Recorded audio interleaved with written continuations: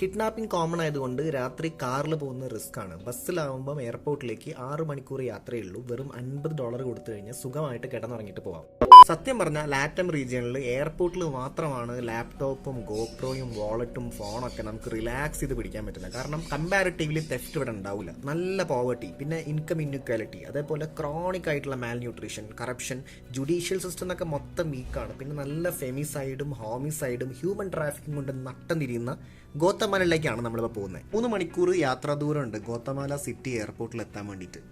Latin American രാജ്യമായിട്ടുള്ള ഗോട്ടമാലയിൽ ഞാൻ എത്തിയിരിക്കുകയാണ്. First ഒരു ഓൺലൈൻ ആപ്ലിക്കേഷൻ ഫോം ഫില്ല് ചെയ്യണം. പിന്നെ ഇമിഗ്രേഷൻ അത്ര എളുപ്പമല്ല, കാരണം ഇന്ത്യൻസിനെ കോമൺ ആയിട്ട് കാണത്തുണ്ട്. ക്വസ്റ്റ്യൻസ് കുറച്ച് കൂടും. പിന്നെ 3 മാസത്തെ വിസ ഓൺ അറൈവലാണ് നമുക്ക് അടിച്ചിരുന്നത്. എയർപോർട്ടിൻ്റെ പുറത്തുള്ള ഓതറൈസ്ഡ് ബൂത്തിൽ നിന്ന് നിങ്ങൾക്ക് ടിഗോ, ക്ലാരോ എന്ന് പറഞ്ഞിട്ടുള്ള സിമ്മുകൾ വാങ്ങാം. അതേപോലെ കറൻസി എക്സ്ചേഞ്ചും അവിടെ നടത്താം. എനിക്ക് നെക്സ്റ്റ് പോകേണ്ടത് ആൻറ്റിഗോയിലേക്കാണ്. അവിടേക്ക് പോലെ ടാക്സിയും ബുക്ക് ചെയ്യാം. അതായിരിക്കും സേഫ്.